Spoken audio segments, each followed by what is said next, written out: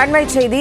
சேலம் அருகே நடந்த விபத்தில் லாரிக்கும் பேருந்திற்கும் இடையேயான விபத்தில் சிக்கிய ஓட்டுநரை 2.5 மணி நேரத்திற்கு பிறகு மீட்டிருக்கிறார்கள்.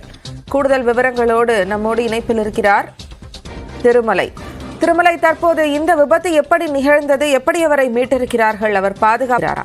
சேலம் அரூர் தேசிய நெடுஞ்சாலையில் அரூரில் இருந்து சேலம் நோக்கி வந்த SNT என்ற தனியார் பேருந்தும் அரூரில் பேருந்தில் பயணித்த 10க்கும் மேற்பட்டோருக்கு லேசான காயம் ஏற்பட்டது. காயம் ஏற்பட்டவர்களை உடனடியாக அங்கு அருகில் முழுவதும் சேதமடைந்தது. குறிப்பாக முன்பக்கம் நொறுங்கிய நிலையில் அந்த ஈச்சல் லாரியை ஓட்டிய வந்த அந்த லாரியில் சிக்கிக் கொண்டார். சிக்கிக் கொண்டவரை மீட்கும் பணியில் அப்பகுதி மக்கள் மற்றும் போலீசார் முயற்சி மேற்கொண்டனர். இந்த முயற்சி சுமார் 2 மணி நேரத்து போராட்டத்திற்கு பிறகு பத்திரமாக அந்த லாரி ஓட்டுநர் வேடியப்பனை பத்திரமாக மீட்டு 108 ஆம்புலன்ஸ் மூலம் மருத்துவமனைக்கு அனுப்பி வைக்கப்பட்டார்.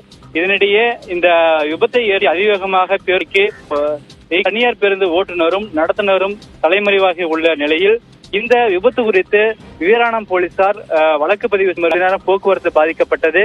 இந்த விபத்து குறித்து வீராணம் போலீசார் வழக்கு பதிவு செய்து விசாரணை மேற்கொண்டு வருகின்றனர். ஜெனிஃபர், விரிவான தகவல்களை வழங்கியதற்கு நன்றி திருமலை.